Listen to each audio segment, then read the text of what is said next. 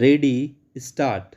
From the principles laid down in the aforementioned cases, it is clear that in an application seeking a writ of habeas corpus for custody of minor children, the principal consideration for the court is to ascertain whether the custody of the children can be said to be unlawful or illegal, and whether the welfare of the children requires that present custody should be changed and the children should be left in care and custody of somebody else. Stop. The principle is well settled that in a matter of custody of a child, the welfare of the child is of paramount consideration of the court. Stop. Unfortunately, the judgment of the High Court does not show that the court has paid any attention to these important and relevant questions. Stop. The High Court has not considered whether the custody of the children with their father can, in the facts and circumstances, be said to be unlawful. Stop. The court has also not adverted to the question whether for the welfare of the children they should be taken out of the custody of their father and left in the care of their mother. Stop.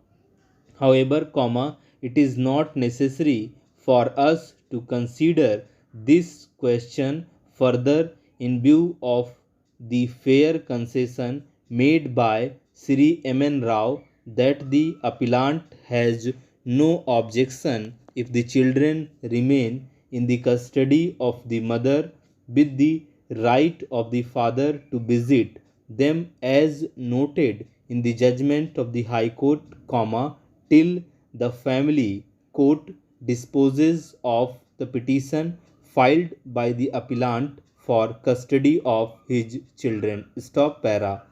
Having considered the aforesaid judgments of the Supreme Court and the principles laid down in the aforestated cases for grant of writ of habeas corpus, it appears that the condition precedent for instituting a petition seeking writ of habeas corpus is the person for whose release, the writ of habeas corpus is sought, must be in detention and he must be under detention by the authorities or by any private individual. Stop.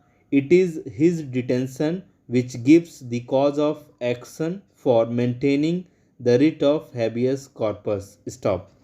If the allegations in the writ of habeas corpus read as a whole do not disclose the detention, in other words, if there is no allegation of illegal detention, the writ petition seeking writ of habeas corpus is liable to be rejected summarily. Stop. Such writ is available against any person who is suspected of detaining another unlawfully, and the habeas corpus court must issue it, if it is shown that the person on whose behalf it is asked for is unlawfully deprived of his liberty. Stop. The court can be addressed to any person whatever, an official or a private individual who has another in his custody. Stop para. In view of the principles of law laid down by various courts, if facts of the present case are seen, it is apparent that the petitioner has failed to demonstrate that his two minor children are illegally detained by his wife, namely respondent number 7.